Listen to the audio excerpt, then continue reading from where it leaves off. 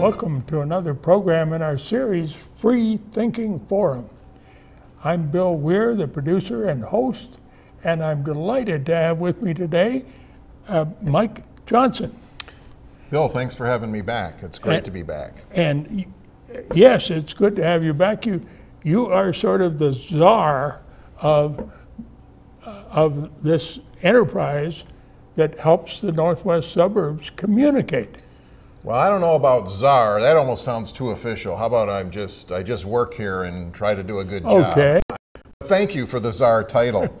Yeah, there's been a lot of things going on here over the last year. Yeah, tell us about some of the changes. Well, just as you walk in the door, you know, if you haven't been here for a while, if you walk in the door now, we did a complete remodel of the Create side of the building. So we are in one of the Create studios right now. There's really 3 physical studios in our complex here at 6900 Winnetka. We're in one of the 3 studios. And so that whole area really turned out nice. I think you would agree that that front end of the building is very welcoming and all branded to the CCX name with media. And I think the whole staffing area has been very flexible in terms of their work areas, and they all have desks that go up and down, and they can either stand or sit. You also notice one of the things you often talk to me about is, in fact, it was the last time we even did a show, you said, Mike, when are we going to get a sign out front, a new sign? I remember that question, and I can honestly say that that sign is actually out there now, and you've seen it. And it's all been there because actually, of me. All because of you. Actually, it was installed in December of 2017. It looks really nice at night. CCX Media, and then it has all of our sub-brands, news, sports, cities, and Create departments are listed there, so it really turned out nice. The other thing, you know, one of the big changes last year, we ended up getting another history show completed. In fact, I don't even know if we had the 2 history programs completed when we did our last show, but so we started out with a complete city history on Robbinsdale. Then we moved on to the city of Brooklyn Park, and we just recently completed a city history program about Maple Grove. All these programs are very well done and much appreciated. I've seen some of them. And guess what? The next one's going to be in your city, the city you live in. The city of Plymouth will be our next history program. Good. And that will take several months. It actually takes a long time to make those history programs. Yes. But we're very excited about that. And so we can't wait to get another one on the shelf, so to speak. Good. Now, you bring ideas back here from some of the national boards that you serve on, don't you?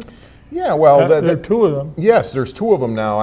As we speak, I'm actually serving on 2 national boards, but I will be going off the board I talked about last time. It's called NATOA, which stands for the National Association of Telecommunications Officers and Advisors. And that's a mouthful. It is, and sometimes it gets confused with the term NATO, which is that Northern Alliance Treaty Organization. You know, it's the whole international deal.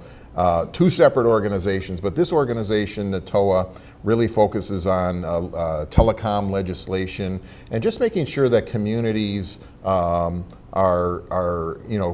we get our public rights of way protected. So media companies just don't come in, tear up all the property, and then because it's like the airwaves. The airwaves are worth some money. You know, the broadcasters pay a license fee for that. Same thing with the underground, the right of way in front of everybody's house, in front of public buildings and private buildings. The public right of way is worth something, and so we want to just make sure that that's protected for communication What's the purposes. Other one? The other one is Alliance for Community Media, and I was recently appointed to that organization. Again, this is a national organization. On the board? Yeah. Appointed to the board, and we just had our conference in Baltimore. Very successful conference. I want to know more about that conference. Well, I can tell you about it. We had about a little over 400 people. You were at the one in Minneapolis last summer. That's right. Very similar number of people. I think there was roughly 400 people at that conference. What was nice about this one is that the Hometown Awards was actually on site, so we didn't have to go to a separate building. So this one was actually held in the hotel ballroom, and that worked out good. But there were a lot of great seminars about fundraising, youth media, and just getting engaged with your local community. It was very important to meet people, and that's the number one thing I find most useful at these conferences, is not only the learning opportunities, but meeting other people in doing the same things that we're doing and getting ideas and sharing ideas so we can all become better. And also sharing ideas with our Senator Amy Klobuchar and Congressman Eric Paulson. That's correct. This was back on what we called Hill Day. This was a while ago now. There was actually 2 Hill Days. One was just recently in Baltimore. Prior to that, I had the opportunity, because it turns out, which was good, I was at the very first Hill Day that the Alliance for Community Media put on, and I had a personal meeting with Senator Amy Klobuchar, and we talked about community media and the importance of it. She's very familiar about our organization in terms of what we do. What she didn't understand is how it's all funded. And so I felt it was my job to kind of inform her and her staff about the importance of funding for community media. Because obviously running studios and doing portable equipment and having an operation like this, it does take some money. And so we pay for this particular operation through a franchise fee that the cable companies pay for using the public rights of way. And we've been operating here since 1982, and it's been a tremendous asset for the city. Our original founder, Ray Stockman and Jack Irving, I've said this many times, they felt that the area was underserved. Like KARE 11 was right in Golden Valley's backyard, but they felt that a big broadcast station like that will only cover a story in Golden Valley when it might be negative or rarely. And we're out there, we're in each one of our cities every single day doing news stories and or bringing people in to train them and make their own programs. That's important. KARE is great, reaching out all over the state just about. Right. But we need this community media to focus on these, what is it, 9 cities. It's Brooklyn Center. I'll see if I remember them all. Oh. Brooklyn Center, Brooklyn Park, Crystal, Golden Valley, New Hope, Osseo, Plymouth, and Robbinsdale. I think I got them all. And if I missed one, I'll watch watch the tape and see if I did. Then I'll have to have a major correction. But even when you think about it, even the size of a staff of KARE 11, they don't have the resources to cover every news story in every city all the time. And Bill, the other thing I'm proud of our staff, whether people come in here and create programs within the department that we're in this studio, and or our staff was producing programs out in the public and for the cities, is I'm finding that there's always more good news than bad. If you tune into the national networks these days, like like CNN or Fox or any of these channels, you get numb to all the negative information. I think it's not good to be glued to that stuff all day long. You're so right. We're covering stories that matter in people's backyards. Yes. And we believe that there's more good news than bad news. And yes, there's bad news every now and then in our communities, or maybe not so good news, but there's so many stories to tell, and we never run out of stories to tell, whether we tell them or people come in here and tell their story. Now, tell us about CCX. That means? Connected Community Experience. So that was recently, we just touched on it last time we talked, it's a new branding. We used to be known, our legal name still sits under the term of Northwest Community Television. Actually, if you want to go way back, it's Northwest Suburbs Community Access Corporation. That was changed because people got confused a little bit. We wanted to say, hey, this is more about TV. Anyway, CCX Media was just a rebranding we're just kind of in a different world now. It's just not all on your traditional TVs. Like I mentioned before, like this handy little device right here, this phone. I can watch all of our content on this device anytime, anywhere. Yeah, whether it's streamed or content on demand. It's all on the phone, an iPad, a computer, and then that information can be shared. I mean, we can take that. If I see a great story that's done either by our staff, or I see or a polka program of all things across the way in the other studio, there's one heck of a polka program that's done here. Well, there is. I happen to know some people who like polka, and I go, you may want to see this show. So you could get on there, and I could send them the link, and then they can watch it. That's the power of getting things, in addition to the channels. The channels are extremely important, because guess what? I've been talking to a lot of senior citizens who watch our channels. They do still watch it the old, kind of more the traditional appointment view way, and so we don't want to abandon that audience.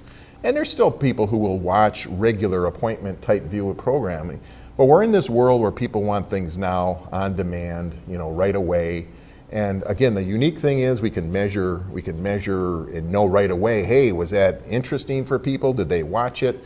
The technology is amazing. I have to tell you this one quick story about how powerful like the internet is. Really two quick examples. One is, so a while ago we did a story about a young gentleman in one of our cities who had, he did a lawnmower business where he'd go and cut people's grass. And he had a special cart that he had made to bring the lawnmower from point A to point B. Somebody stole his cart. Well, it turns out that the police officer who took the official report was kind of sad that that happened to this child, or this young gentleman. And several weeks later, the police officer comes back with a cart that the police officer made and gave it to this gentleman who was cutting grass. And we did a story on that. And initial hits were, pretty significant, several thousand.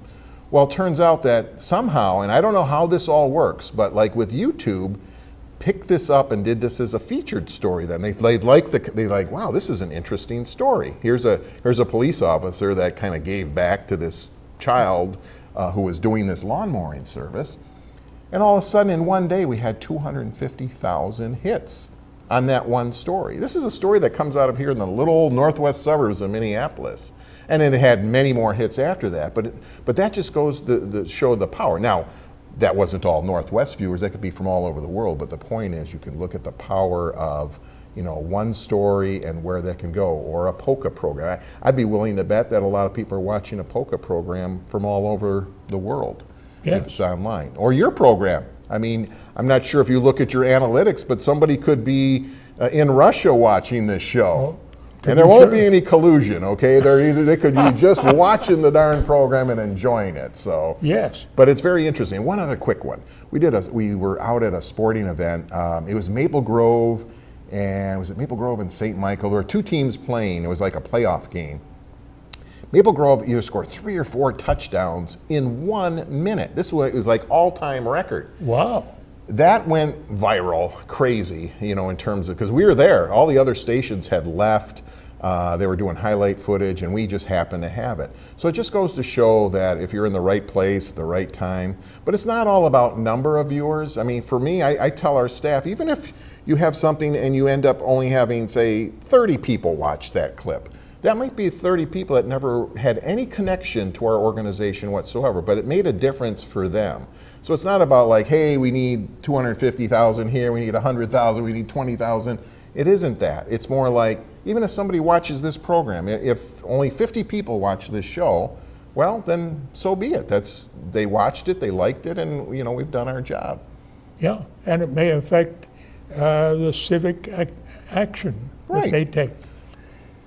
And as you know, I tend to bring here people that really have something to say to the community. I've had 5 candidates for governor of Minnesota. I often have either government officials or a nonprofit organization leaders on helping the public understand how we're wrestling with this problem of homelessness. Mm-hmm. And that to me is an important contribution. We did one on Alzheimer's with the help of the Alzheimer's Association, and I'm sure that's getting a good viewership too. Well, and it is. I mean, when you think about it, Bill, it's these types of things that maybe you get all the noise on some of the national networks, and they don't really go in deep into some of these subject matters. Homelessness is a problem in Minnesota too. Like, I just got back from Baltimore. There were a lot of homeless people on the streets there. You go out to Seattle. I mean, I found out in Seattle when I was there that there's more homeless population in Seattle than there is in San Francisco. And it is, I mean, not to editorialize, but it is extremely sad when you think about this country and the amount of wealth there is, and especially you go San Francisco, the whole Bay Area has amazing wealth. But then right in your own backyard, there's all this homelessness. And if somebody could figure that out, you know, somebody could just say, hey, this is our national, I don't even hear the politicians talking about it, you know, even from like a national standpoint, whether it's Democrats or Republicans saying, we need to do something about, you know, people on the streets and getting them off the streets. What can we do? And my guests do know what we can do. They just don't get listened to, maybe, or it just doesn't get done. I'm trying to give them a chance to be listened to in a big way. One of the organizations that's created right here in Brooklyn Park, a satellite of their main center for homeless youth. And they're working hard to find homes where the homeless youth can stay, be comfortable, and be well cared for. Yeah, that's a whole nother dynamic to it. When you think typically of homeless, you think of maybe some, you know, older gentleman or older woman laying out on the streets. There's there's a lot of youth out there too. So, but you know, back to the whole community media concept. You can make a difference. You know, if maybe that one person sees that show and gets active in something or starts volunteering and saying, you know, this is, you know, enough's enough. Let's go out and do something about it. And so that's why, you know, we want to engage the community and get them involved. And we've got a lot of people. We've got a lot of people in our area. We have just in the northwest suburbs, it's like 350,000 people. So there's a lot of stories to be told. There are, and in fact, you started a new feature last year called School Spotlight. Give us some details about that. Sure. It was a little experiment to go out and, again, knowing that no one else is going to do what we do. They don't have no one else has the resources to go out, and, you know, none of the broadcast stations are going to feature every school in the Twin Cities area, because we're talking about a lot of schools. In our area, we covered about 69 schools. 69 69 public schools. We haven't even touched the private schools yet. We're gonna get to that, I think, sometime this year.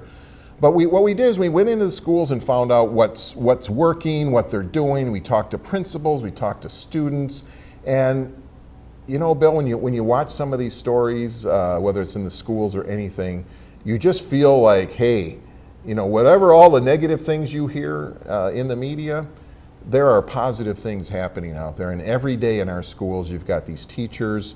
I served on a school board, so I have a passion for education, and have family members who are teachers, and to see teachers making a difference in our schools each and every day is a big deal. And so, you know, and it had significant interest in it. People value what's happening in their schools, even more so sometimes in their cities. I mean, I think when you send your child off to school, you have this vested interest in that child and their education, you know, going from K through 12 all the way up and then into college. And so we did this spotlight thing, and it's great. It's a great opportunity for people to tune in and share the links and either watch it on the channel or, you know, send it to a friend and say, hey, I hear you're going to this school. Let me send you a little link about this little feature that CCX Media did. Yeah. Now, I'm wondering whether the social media may be helpful. YouTube, Facebook, Granicus, live stream. Bill, it's extremely, it is, other than the channels themselves, you know, we're averaging roughly over 350,000 views per month. This doesn't even include all the things happening on the Create department, because what happens in Create, people like yourself have your own YouTube pages, which we don't really have any control over. And so there's a lot of numbers there. I'm sure the Polka people are, you know, they got their numbers. But we can't, it's hard for us to keep track of those numbers because we don't have access to all the statistics. But so this is just on some of the things that we produce. That's a significant amount of views. When you think about, and again, we're not competing for viewers, we just want people to watch this content that matters. Again, it's like what's happening in my backyard, what's happening in our schools, what's happening at City Hall. And so those platforms that you mentioned, YouTube and Facebook, we just started experimenting, uploading natively, they call it, clips to Facebook. And that has helped tremendously too in terms of getting people to share this content locally, because our goal is to always try to get our local numbers up and get that engagement in the community as much as possible. We can never prevent people internationally watching our programming, and it's just like, okay, well, that's icing on the cake. Somebody is watching our program in whatever country at whatever time, so be it. But again, our content is really geared hyper-local to this area, and those platforms are extremely important for us to share content that is initially aired on our channels. And what about Twitter? Twitter's important from like developing a following, and let me step back for 1 minute because we're talking about Facebook, and like even just the number of people who are engaged on our website. That when you have certain numbers of people going to your website, subscribing to your YouTube channel, following you on Facebook or following you on Twitter, that shows a certain amount of community engagement. And that's what we're striving for. We really want to be known, if you look at our mission and vision statement, we want to be known by all, as many people as possible. So the social media is critical to our organization to do it right. Social media has gotten a lot of bad connotations in terms of what people do to abuse social media. We're using it as a tool to communicate with the entire northwest suburbs and beyond in terms of our content. Now, do you want to go in more detail for how online offerings are making a difference? Well, they're making a huge difference. I mentioned just a few minutes ago about that story with the police department and that kind of going viral in the sporting event. But the really neat thing about it is everything can be shared so easily. If I see a program, now if I see something that we did on homelessness, guess who I might send that clip to? You, because you seem that, you have an interest, you've done these programs. And I might just send you a little note and say, hey, Bill, we just did a news story on this great organization that's doing something about homelessness. You might want to see that story. And guess what? You might go, wow, that was a great story, Mike. I watched it. Now I'm going to send it to 2 friends, and then they send it to 2, and then you get this buildup of people watching this content, and content that really matters. Yes, I know that one of my half-hour programs was on a school, and there was news about sex education in the school, and that drew a lot of over 29,000 people on YouTube alone. Right. Yeah. But I want to get on to something else. Sure. You recently started a nonprofit initiative in the Create department, and I understand you're building a database. What's that? Well, it's important because, again, this gets back to community engagement. We need to, it's important for us to have our studios here. It's important for people to come in here and get trained. We feel, though, we also need to go and outreach into the community more, yes. Like get people out of the studio and into the community and engaging that community and helping, nonprofit organizations. There are a lot, we discovered there's a lot of nonprofit organizations just in our little area here, and a lot of them need help. And that's what we're here for. We're here to help them to communicate their message. And so we're experimenting with some groups right now with helping them using the Create staff. And we just feel that is a very important thing that we do. Because one of the things that over the last several conferences that I attended is a lot of these organizations similar to ours will have community outreach people that go out and try to get more people involved. And I think we need to look at that. And it is starting to happen, so we're very excited. Barb and her staff are doing a great job, kind of like getting their feet wet and going out and doing something to try and garner more interest in what we're doing here. Now, we've already touched upon the national community media conference, but how did that compare with the one in Minneapolis last year? Well, it was like I said, it was about 400 people. I thought Minneapolis did a great job hosting it. And by the way, Minneapolis, the Twin Cities area, is a hotbed, so to speak, for community TV. Yeah. There's certain regions around the country. Minneapolis is one of them. Massachusetts is another, and Oregon is another one. I mean, so we got some in the hotbeds on the West Coast, the Midwest, and then on the East Coast. And Minneapolis, I'm just proud to say, is way up there. And in fact, they were even talking about bringing another conference back here at some point. Oh, good. I don't know how soon, but they're more likely to come to an area where they have a strong support in community media and interest. And I'd be happy to do something to help make that possible. Well, we could do Freethinking Forum live from the conference. Yes. That would be fun. Good idea. And moreover, what we're just talking about, the associations that are here, if there's some of them that might be appropriate for my show, I would be happy to invite them. Well, thank you for that. Now, what are some of your plans for the future of Northwest Community And that's Television? a very good question. And I know we're down to just our last couple of minutes, but I'm going to say the most important thing for our future, and that is, because I'm not going to sugarcoat it, the most important thing for our future is really going to be, like how do we survive the onslaught of the telecom industry, who really wants to, take away some of these franchise fees potentially, or certainly they want to keep them in check. And I'm 100% for that. I think, hey, if we can still, maintain this 5% franchise fee, that's great. That's perfect. But media, this media consolidation continues. The bigger companies are swallowing up the smaller companies. And like I said, you can go on any cable net, you go on a cable system or over-the-top telecommunication system, and it's kind of the same stuff over and over again. We do offer something very unique.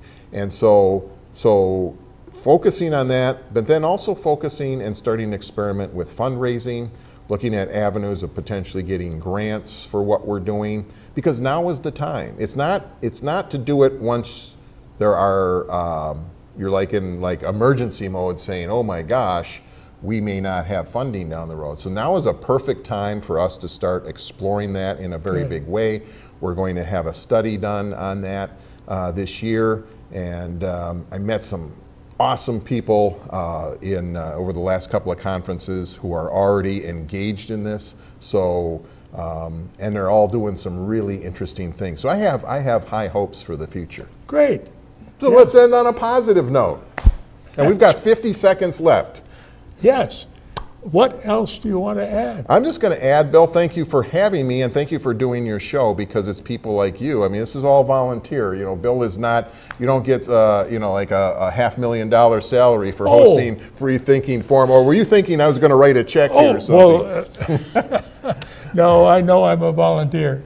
But anyway, so the people who create the programs here are all volunteers, and so I want to thank you for all that you've done, because I actually have watched some of your other shows, and they are engaging. You have some really good guests on, and it's very interesting, and some provocative ideas and concepts talked about. Check out our Alzheimer's program. I will do that. Thank you. We both need it. All right. Thanks, Bill.